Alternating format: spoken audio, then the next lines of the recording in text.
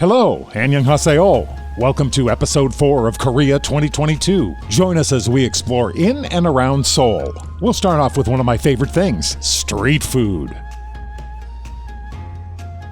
As usual, I dodged the delivery motorcycle first. We started at Namdaemun Market as the street vendors set up for the evening. Then we continued to Myeongdong for a variety of street food vendors.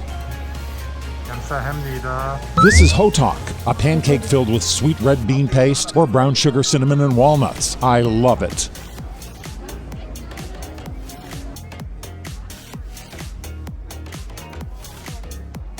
And this is another favorite of mine, gilanpan, egg bread. It tastes like cornbread with a fried egg in the center. Sweet to savory, spicy to mild, meat to fish to fruit. It's an orgasm of flavors for your taste buds.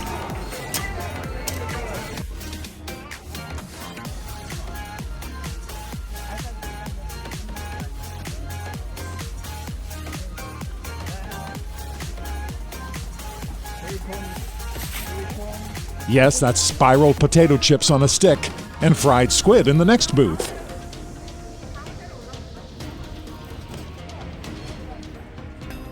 This is Song Doh Dong, a revitalized industrial neighborhood. Understand Avenue features repurposed freight containers, now used as shops.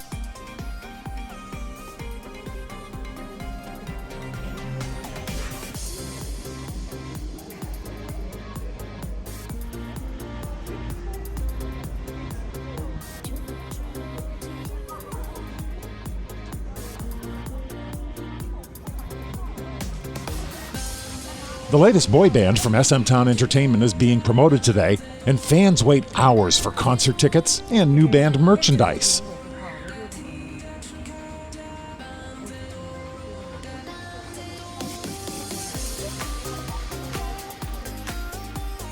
Hyunju is more interested in the puppies than the boy band.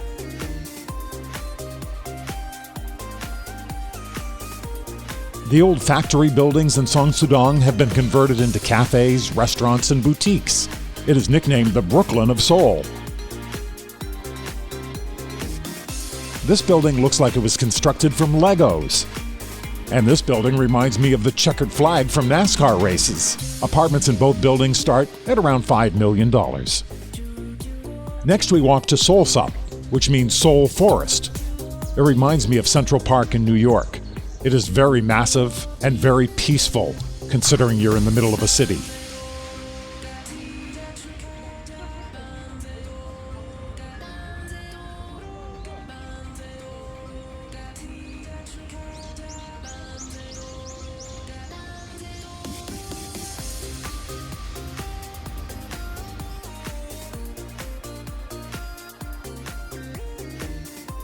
It is the backdrop for many photo shoots. I don't know what this model was promoting, and of course, my wife is my favorite model. Fans bought banners to welcome a K-pop star home from his army duty. This is Chanyeol from the boy band EXO. We drove past the Korean National Assembly Hall, which houses the legislative branch of the government. Ingi is driving us to the new city, Song Doh Dong, about 30 kilometers southwest of Seoul. This international business district is a smart city, built from scratch on reclaimed land along Incheon's waterfront. The whimsical moon boats and jellyfish boats make me smile.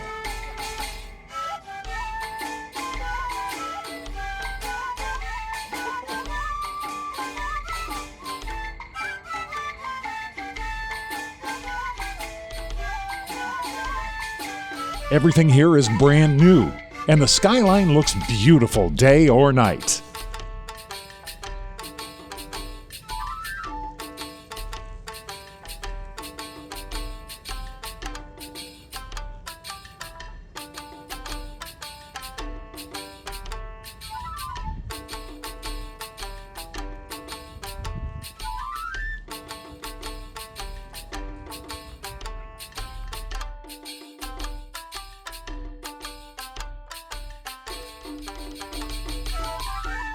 Even though the ancient-looking buildings are pretty, it's just not the same as seeing the real thing that has been in Seoul for centuries.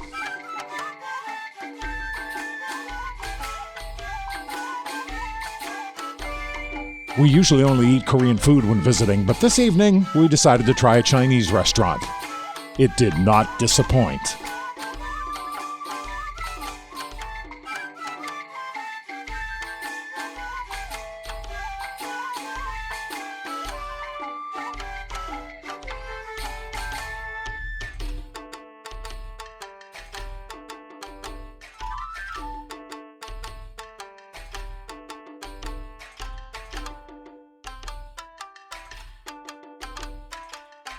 By the way, this area along the water is called Central Park. The next day, I dodged another delivery cycle, and Ingi drove us to the Gangnam area. You know, Saesong, Whoopum Gangnam style. The Gangnam district of Seoul is trendy, hip, and associated with a lavish lifestyle. It is synonymous with the Samsung wealth.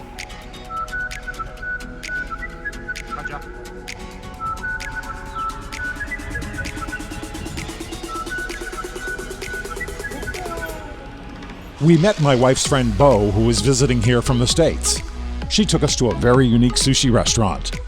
Sashimi with the bones that are edible is the first dish, and it's only available in September each year.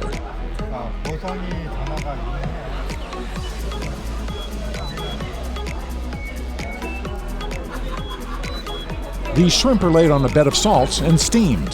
They don't look too happy about it, but the end result was pure deliciousness. You may have noticed how Koreans use scissors to cut meat, seafood, kimchi, etc. A Korean comedian joked that a good mother always travels with a pair of scissors in her purse. By the way, these shrimp were the best I ever had.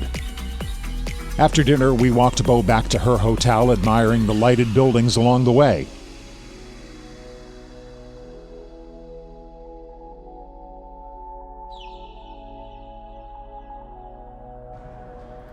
We stopped at the COEX Mall and walked through the Starfield Library bookstore. 50,000 books are available in this picturesque store.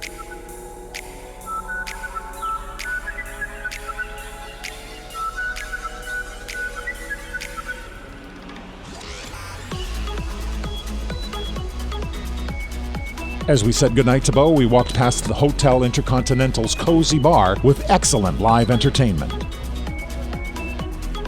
The next day, Hyunju and I were walking near our hotel when we were pleased to see the Changdeogung Palace across the street. We were attracted by the drummers practicing for an upcoming parade.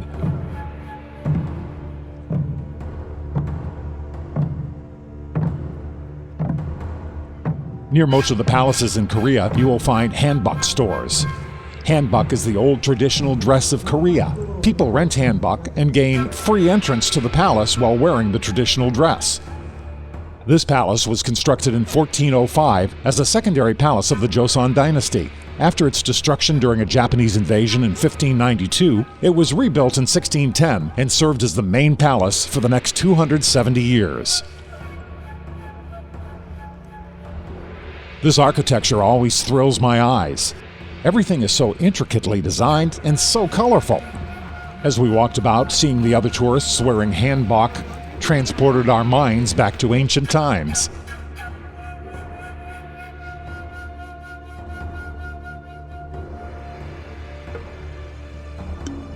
These school children are wearing ancient hanbok school uniforms. Very cute.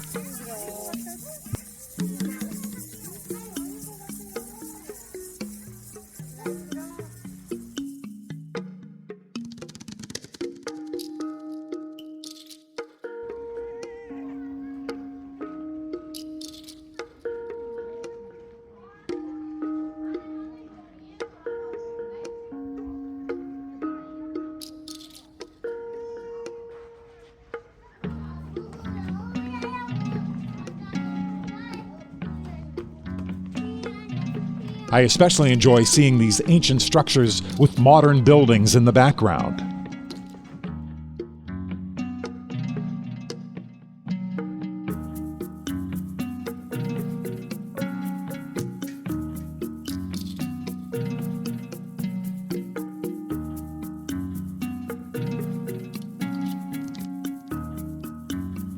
This is the Injeonjeong Throne Hall, used for holding the most formal state events, such as audiences with ministers, coronation ceremonies, and reception of foreign envoys.